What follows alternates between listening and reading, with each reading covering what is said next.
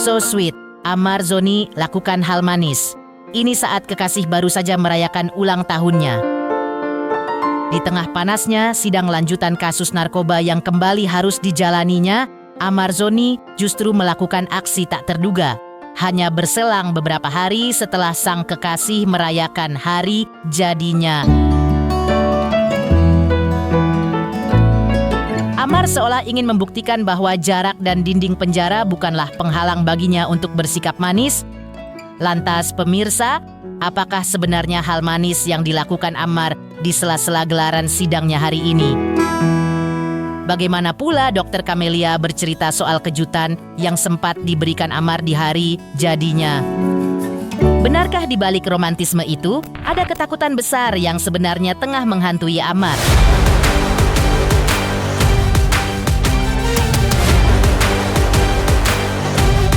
Pemirsa, bersama Intens Investigasi, kami hadirkan kabar terkini, terpercaya, dan teraktual. Tetapi sebelumnya, jangan lupa untuk like, subscribe, dan juga share channel YouTube ini.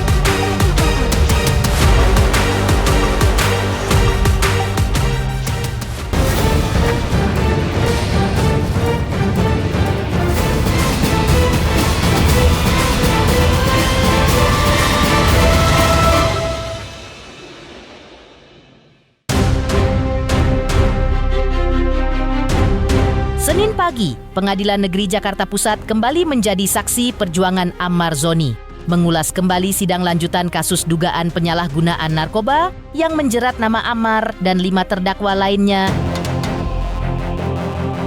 Ya, mungkin bisa dibilang, pemirsa hari ini bakalan menjadi hari yang cukup melelahkan bagi seorang Amar Zoni.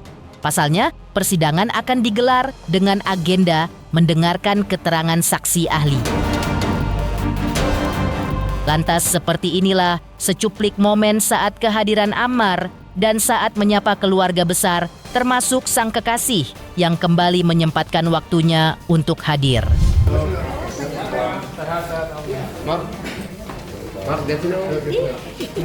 Mar, gimana konsep Mar? Yes.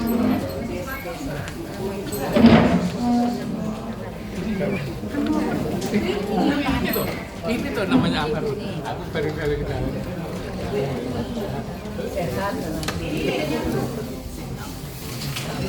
Ini tuh namanya Amar. Aku baru ketemu dia.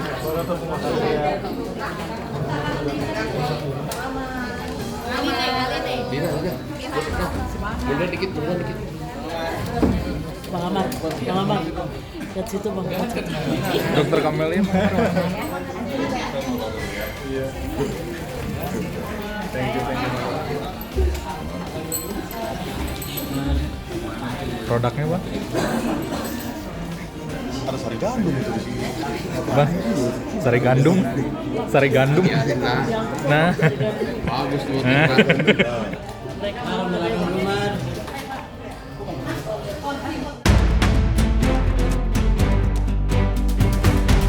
Agaknya beruntung memang bagi seorang Amar Zoni, di tengah permasalahan yang dihadapinya, ia tetap mendapatkan dukungan dari orang terkasih. Dan dalam agenda persidangan ini, saksi ahli yang dihadirkan pun tak main-main. Lantas pemirsa, siapakah para saksi yang dihadirkan dapat membuat posisi Amar semakin menguat di meja sidang? Saya sebagai ahli hukum narkotika yang pernah jadi kepala BNN yang cukup lama, pernah menjadi kepala pusat pencegahan, pernah menjadi direktur akuntansi, itu rasanya sedih. Karena hukumnya saya tahu bukan di penjara. Baik Ali. Apakah boleh narapidana penyalahgunaan Berkaitan tadi pernyataan yang sudah Bapak Hakim sampaikan tadi barusan gitu ya kan, yang boleh saudara menanggapi pernyataan. Iya, maksudnya enggak, ini saya merasa bukan saya menanggapi maksudnya. Ya, Hanya saya merasa waktu saat saya ditangkap diamankan sama pihak kepolisian itu kan yang sudah saya katakan kalau dia meminta dana 300 tuh salah satunya adalah untuk menerbitkan asesmen gitu. Jadi salah satunya untuk menerbitkan asesmen, makanya dia katakan untuk siapkan dana dan segala macamnya.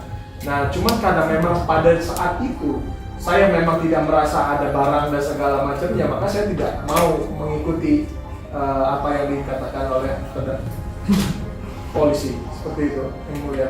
Jadi maksudnya kalau ditanya tadi hambatannya di mana, saya rasa sih ya pasti hambatannya ada di oknum, salah satu oknum polisian yang ditangkap di sini.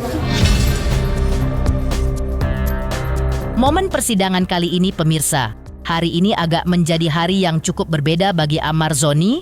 Bukan tanpa sebab pemirsa, persidangan juga digelar beberapa hari setelah kekasih hatinya baru saja merayakan ulang tahunnya. Lantas pemirsa, selain ungkapan Ammar Zoni dan kuasa hukum terkait jalannya sidang, bagaimana pula ungkapan hatinya untuk hari jadi sang kekasih? Benarkah pula ungkapan hati Ammar soal ulang tahun mendapatkan balasan manis dari sang dokter? Kasih sesuatu, kasih kue, kasih surprise. Apa tuh? Iya, surprise, kata-kata. Kata-katanya apa, Bang? Adalah pokoknya lah. Tapi mungkin ada harapan apa? Ya, harapannya pasti ya berdoa untuk dia bersabar lah. Kalau dia bisa bersabar ya kan, kita berjuang sama-sama di sini, berjuang untuk membuktikan sampai selesai persidangan ini. Ya, bersabarlah menunggu saya.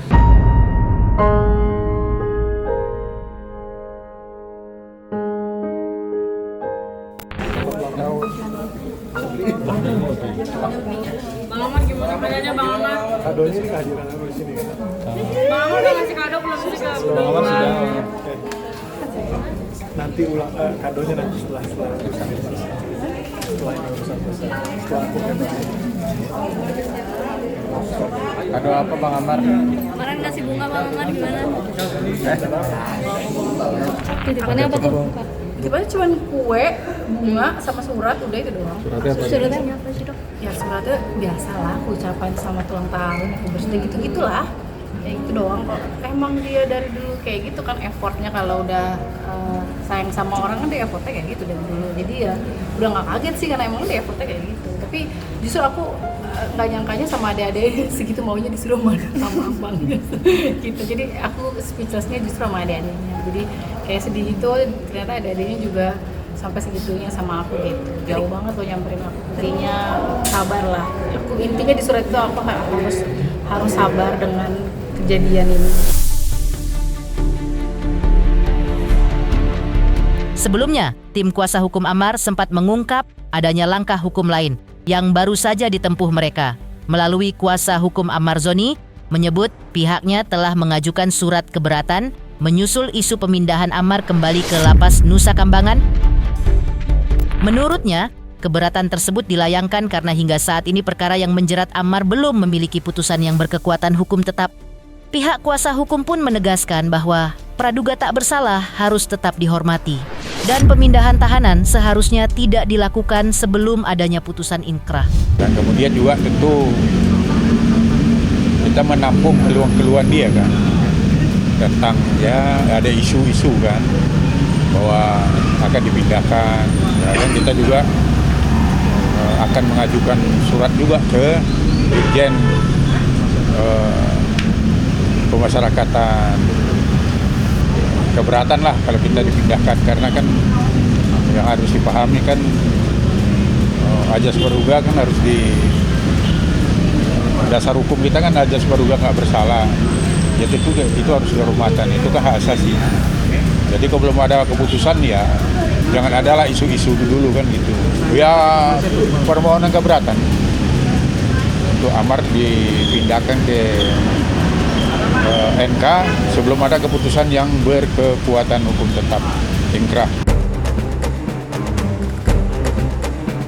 John Matias menyebut berdasarkan keterangan ahli di persidangan proses penyidikan yang dijalani Ammar tidak didampingi oleh penasihat hukum dan tidak disertai dokumen penolakan resmi sebagaimana diatur dalam peraturan kepolisian. Bahkan dalam fakta persidangan, pihak penyidik disebut tidak dapat menunjukkan formulir atau surat pernyataan yang ditandatangani terdakwa terkait penolakan pendampingan hukum. Hal inilah yang kemudian menurut kuasa hukum membuat BAP tersebut dinilai cacat hukum. Ammar ini katanya kan dan kawan-kawan kan menolak penyidikan, ya, didampingi pengacara. Nah, tapi kan di persidangan penyidik kan tidak bisa membuktikan bukti penolakan semacam surat pernyataan atau formulir yang diisi yang ditandatangani oleh terdakwa. Nah, kan nggak bisa dibuktikan. Padahal itu kan dalam peraturan Kapolri dan juknis penyidikan oleh Kabar Reskrim juga kan harus ada formulir yang memang harus diisi ditandatangani oleh terdakwa dan penyidik di situ. Nah ini kan fakta persidangan nggak ada. Nah, dan diakui bahwa mereka kan pengacaranya tidak pernah hadir. Nah kalau pengacaranya sesuai keterangan ahli tidak hadir tapi berdatangan di sini, berarti kan BAP kan menurut ahli kan cacat hukum. Nah ya kalau BAP cacat hukum berarti kan berpengaruh ke dakwaan, karena dakwaan itu disusun berdasarkan BAP. Nah ya kan? Nah otomatis ya dia pasti tahu lah kalau memang benar-benar hukum ini mau ditegakkan, keadilan juga harus diberikan kepada terdakwa. Sebuah kejutan manis yang ia titipkan untuk sang kekasih di momen ulang tahunnya. Bukan hanya kue dan bunga, namun juga sepucuk surat yang berisi ungkapan perasaan terdalam dari balik jeruji. Lantas pemirsa, seperti apa isi surat Amarzoni untuk Dr. Camelia?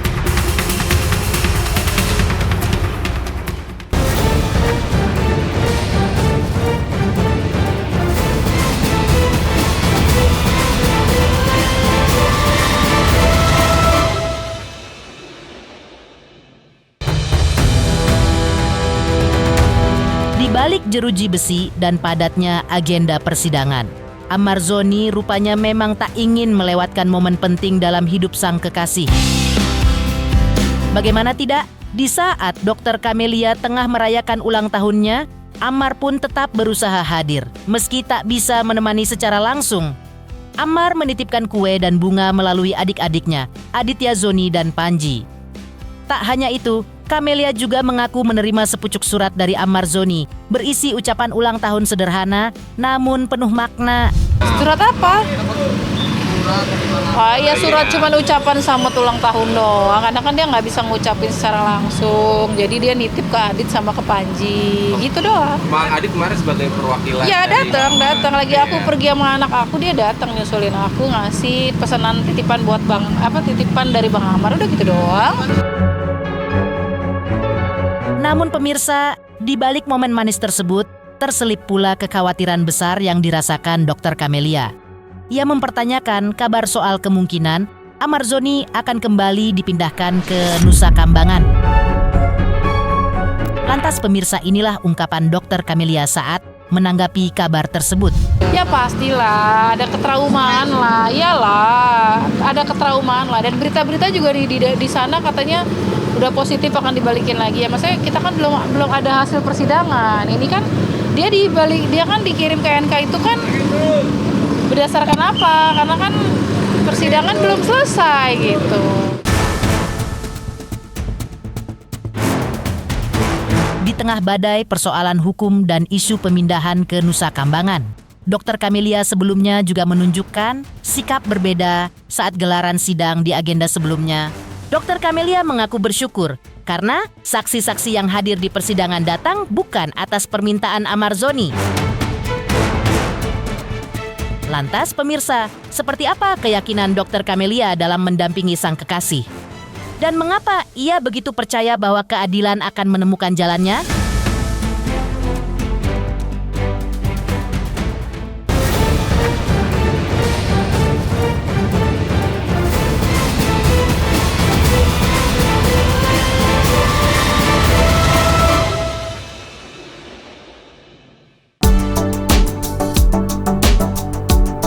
Di tengah sorotan tajam terhadap proses hukum yang masih harus dijalani Amarzoni, sosok sang kekasih kembali menunjukkan ketegaran dan keyakinannya.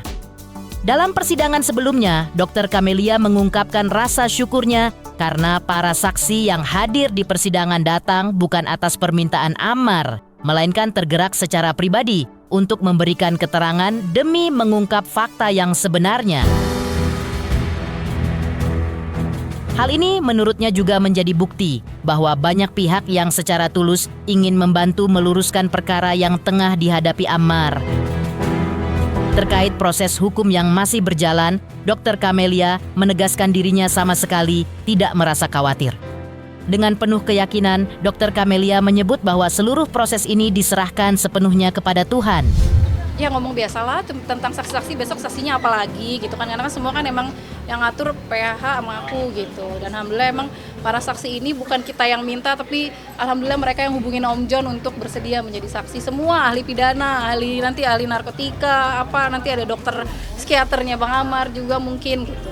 Jadi emang benar-benar mereka bergerak sendiri hatinya, bukan kita yang minta-minta untuk jadi saksi gitu. Khawatir gak sih dok dengan... Enggak lah, ada Allah, ngapain khawatir kalau Allah belum waktunya, emang nggak diapa-apain ya nggak bakal kenapa-napa gitu. Jadi jangan bergantung sama manusia lah.